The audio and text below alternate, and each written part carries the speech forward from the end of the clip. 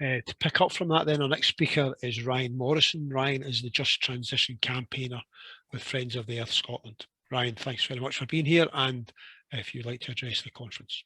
Thanks. Yeah, thanks, Stephen. And it's a real privilege to be speaking with so many great people today. I'm Ryan, and I work on the Just Transition campaign at Friends of the Earth Scotland, where we campaign for climate justice, and that's recognising that the effects of the climate crisis are felt by those who are least responsible and most vulnerable, while the causes are systemic and deeply unfair for ordinary people. Consequently, taking that into account, the solutions to this crisis must be rapid, systemic and fair, and that's the focus of the campaigns that we carry out. Climate justice demands that Scotland, as a relatively wealthy country with substantial current and historical emissions, must move fast to reduce our emissions. In doing so, ordinary people, whether they're workers in high carbon industries or the communities that rely on them, must not be left behind.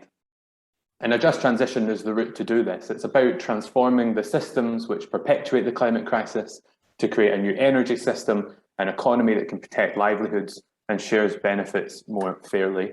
I think we all know a little bit about the history of the Gilets jaunes in France and some of the risks of regressive climate policy that kind of undermines public support and the type of rapid action necessary. I think it's a really important thing to consider in this. If we don't have that public support, it'll be difficult to move forward. But even more importantly, I think if we recognise that the climate crisis is a structural issue that is mainly driven by the benefit for a small number, then the solutions can only be structural and fair for ordinary people, cutting emissions, redressing power and wealth. Progressive policy won't solve the crisis. And in Scotland, the Just Transition Partnership that we co-chair and established with the STUC in 2016 has been putting pressure on the Scottish Government to take on that mantle and vision. In the last couple of years, that pressure has seen the Scottish Government increasingly using the language of just transition. We saw the setting up of a Just Transition Commission, the creation of a new Just Transition ministerial post, and some small tweaks to policies to incorporate the language of just transition too. But over that same period of time, where those things have taken place, the reality on the ground has been one of failure. And I know Dave and Mika have spoken about that already, but a few more angles on some of that failure. Over the last 3 years, the Scottish Government has missed 3 of its annual emissions reduction targets, so that's every year for the last 3 years. Air pollution has been at unsafe levels in areas across Scotland for every year since legal limits were introduced in 2010. That's with the exception of last year, due to reduced traffic during COVID. 1/4 of homes in Scotland live in fuel poverty, unable to heat their homes adequately because of poor energy efficiency and the costs of energy.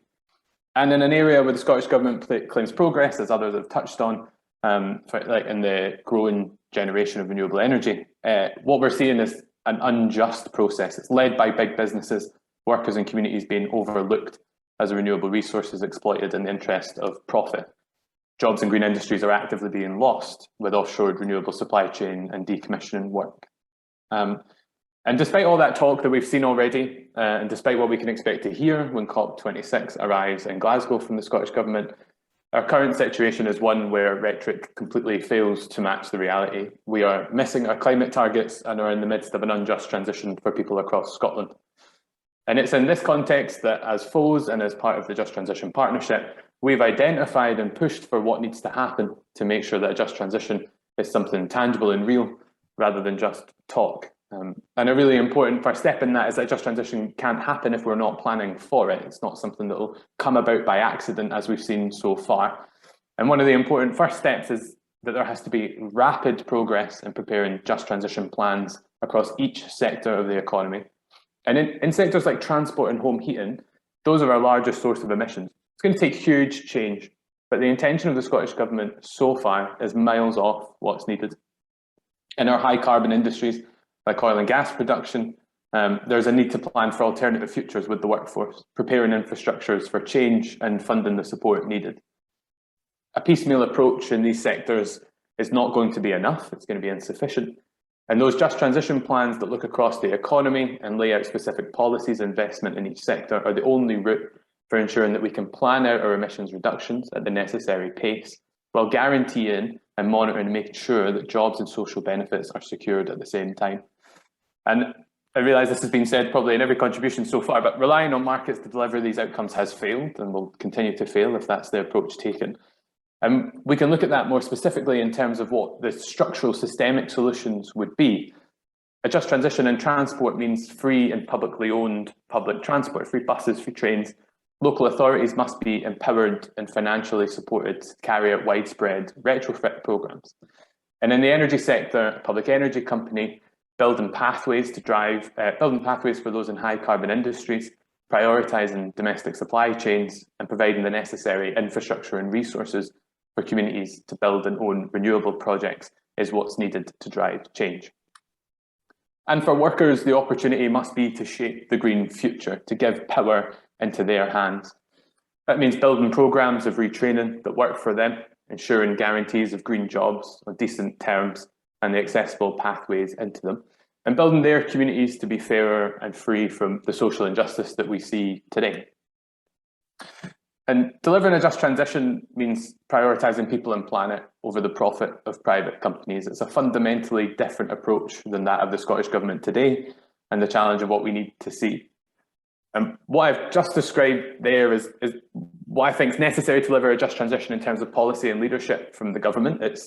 That's the challenge we face in terms of how we're going to deliver it. And I think a lot of what Mika mentioned in terms of the very specifics of those policies, making sure that we see the highest possible social benefit as opposed to the lowest mean, that's vital as part of that. And I couldn't do that as much justice as Mika has.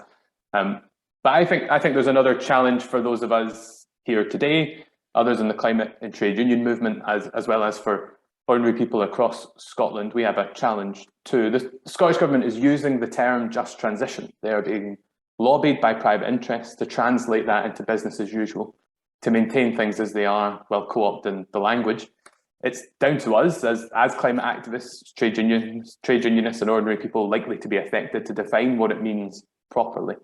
We need to turn that rhetoric into the action that we know is necessary, campaigning together, reaching workers and communities who will be affected to set the frame for what is needed, build support for it, and create a pressure that cannot be ignored. And I think I'll try and make that as tangible as possible by mentioning a very specific current example. In Birmingham, right now, the workers at GKN factory, a car manufacturing site, have just balloted to strike on a 95% turnout with a 95% yes vote. They're at risk of losing their jobs because potentially that work is going to be offshored.